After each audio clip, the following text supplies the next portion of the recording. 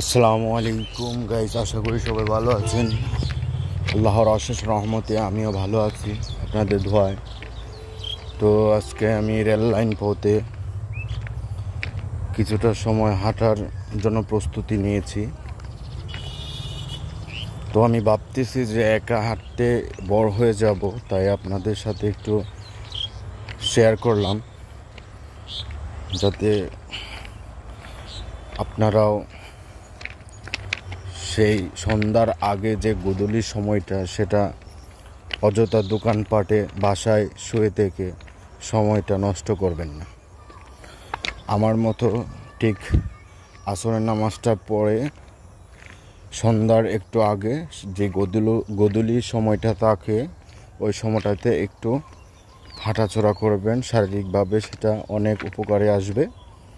তো প্রাকৃতিক মনোরম যে দৃশ্যটা, সেটা একদম বিকাল দিকে আর ফজরের নামাজ পড়ে যদি আপনারা একটু রাস্তায় বের হন, দেখবেন একদম নিস্তব্ধ, নিরিবিলি কাজ করে, বুঝছেন। এখানকার কিছু মানুষ এখানে বসবাস করে, যেটা দেখে আমি অনেকটাই হতবাক। এখানে মানুষ রান্না করে, যে রান্না করতেছে। এখানকার মানুষ বৃষ্টি বাদলের দিন অনেক কষ্ট করে এখানকার মানুষ থাকে, অনেকে মানুষ অনেক পরিশ্রম করে এখানকার মানুষ।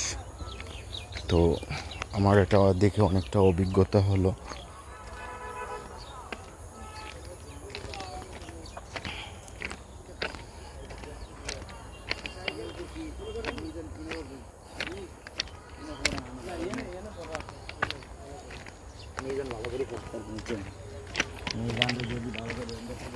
তো আপনাদেরকে একটু ক্যামেরাটা এদিকে ঘুরিয়ে দেখানোর চেষ্টা করতেছি যে এখানকার মানুষ এটা হচ্ছে অনেক দূর দূরান্ত থেকে এখানকার মানুষ এখানে আসে। কেউ ভিক্ষা করে, কেউ আপনার রিক্সা চালায়, কেউ হকারি করে।